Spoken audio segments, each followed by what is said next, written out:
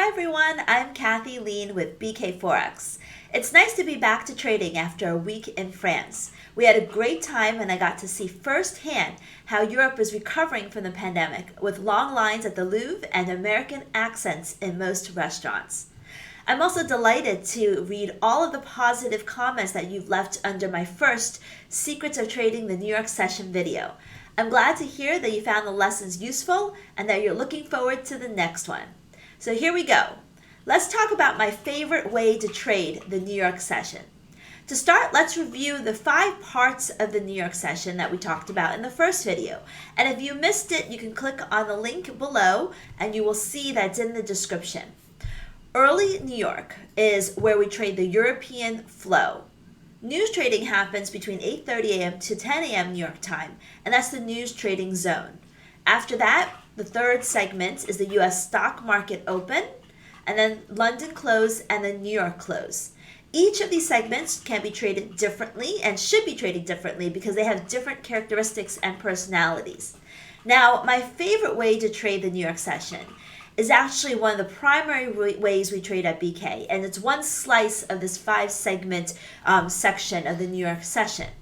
I post our zip trades twice a day. Once at the Asia Open and once at the early New York Open.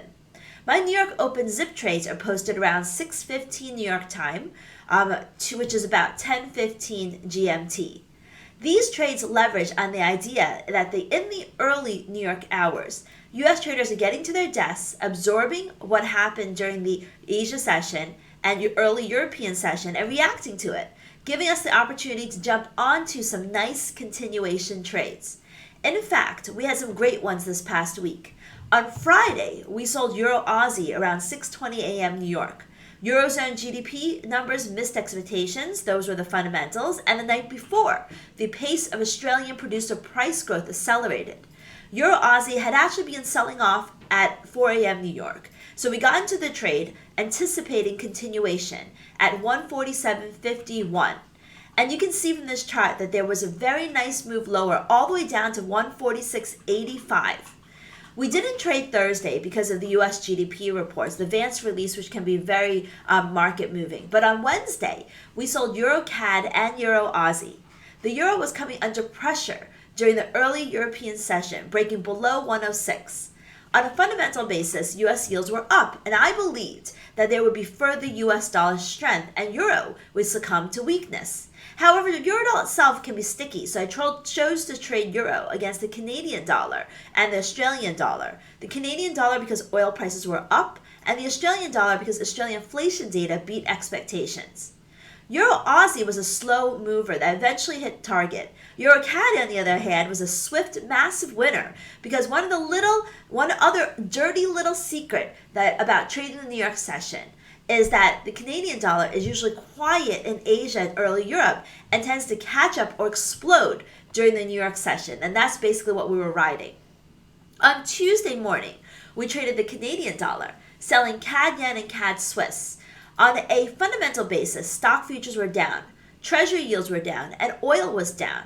Aussie yen, Euro yen already had big moves, so I was betting that CAD yen would do the same.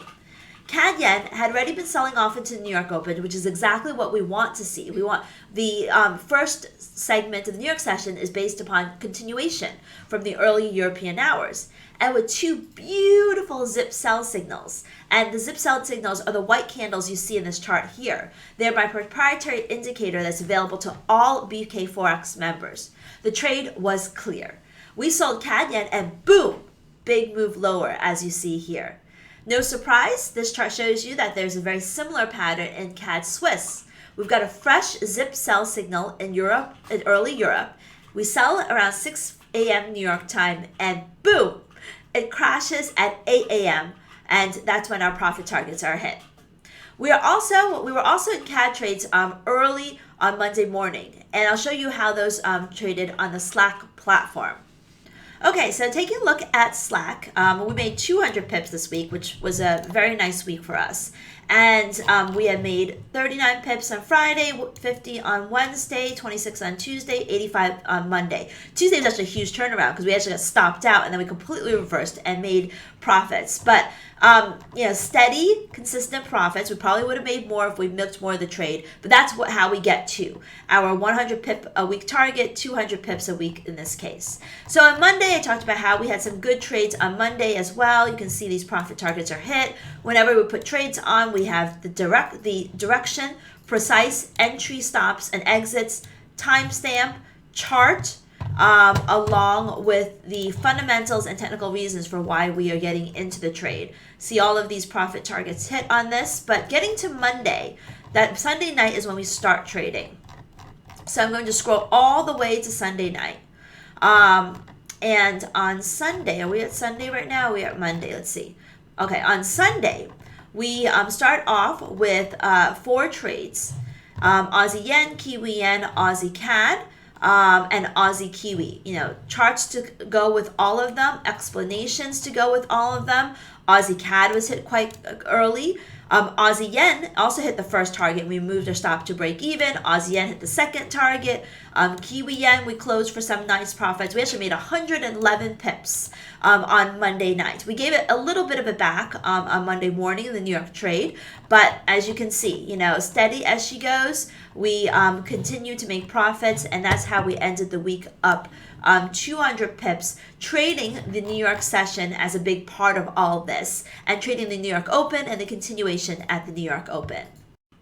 This is one of my favorite ways to trade the New York session. Combine timing with market dynamics, fundamentals, and zip for some beautiful continuation trades. When it comes to trading the New York session, timing is everything. And this is how we make money trading the New York Open. There'll be more on the New York session, I promise you. But for now, I hope you enjoyed this one. Hit the subscribe button if you don't want to miss any videos. And if you want to learn how to use fundamentals and technicals to trade Forex, check us out at bkforex.com.